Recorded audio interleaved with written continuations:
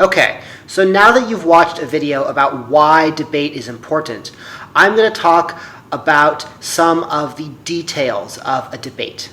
And the first thing I want to talk about is the resolution. You need to learn this word. The resolution is what you debate. In a debate, you do not debate an idea, an issue, a topic. So you don't debate immigration. You debate a resolution about that topic. A resolution is a statement, not a question. So your resolution might be something like, deportation is not an effective solution to illegal immigration. Now, deportation is when you take people and you force them to leave the country. You arrest them and you deport them out of the country.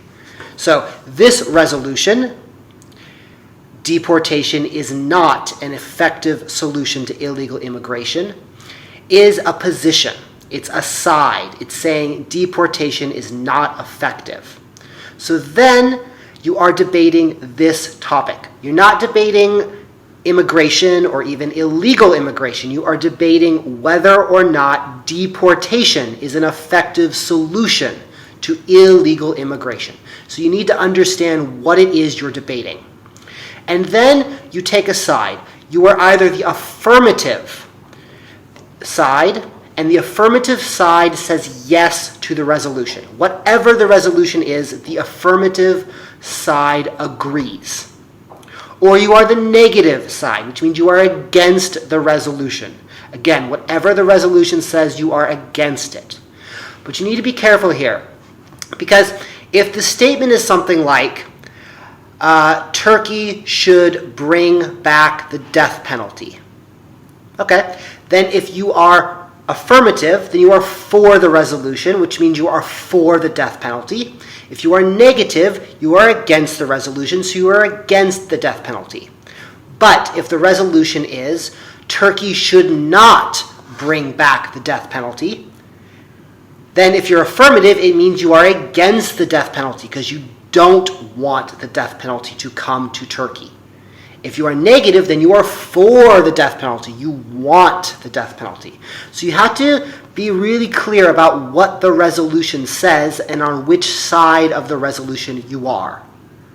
So at the beginning of a debate, the first affirmative speaker does something called a constructive speech. And this is another important word, constructive. Think about construction, building.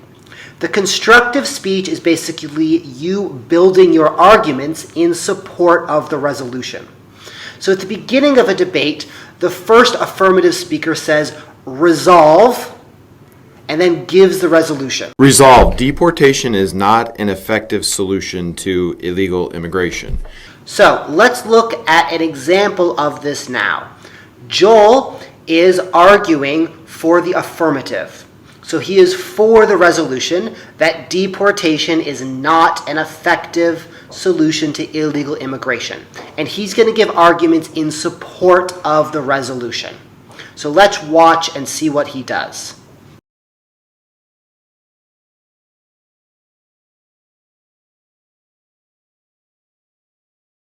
Resolve. Deportation is not an effective solution to illegal immigration. I'm going to argue that for 4 reasons, deportation is not an effective solution to illegal immigration. It's not effective, first of all, for families.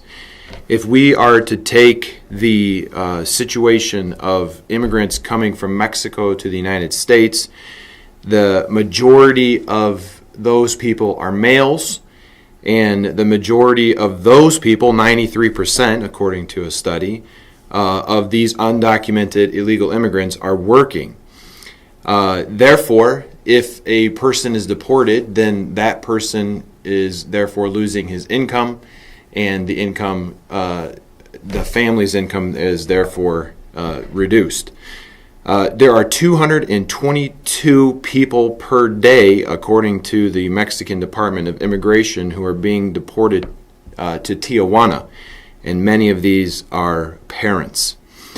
So first of all, it's not effective for families. Secondly, it's not effective for the economy. A 2015 study by the American Action Forum, which is in fact a conservative pro-immigration group, estimates that the federal government would have to spend between $400 to $600 billion to deport the 11.3 million illegal immigrants. And this would be a loss, according to the same study, of $1.6 trillion over the next 20 years. It's not effective for the economy. It's not effective for businesses. The United States needs skilled workers. They need unskilled workers. The amount of U.S. workers over the next decade is 1.7 million people. However, the amount of people necessary for these unskilled jobs is 3 million people.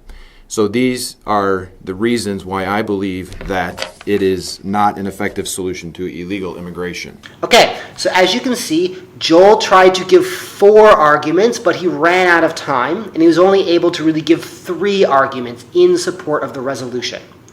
So, this is important. You need to make sure that each of your arguments is well established, that you've really constructed it, you've built it up and given it support so that it supports the resolution. At the beginning of class, I'm going to show you part of my negative constructive speech, where I'm against this resolution. And you're going to see my arguments against the resolution. But again, this is something that's important about debate. I don't personally agree with anything I'm saying. In this debate, I will talk about why I think we should deport immigrants. I do not personally believe this, but this doesn't matter. In a debate, it does not matter what your personal feelings are. You need to debate for whatever side you've been put on. And actually, this is good because it helps you understand the other side.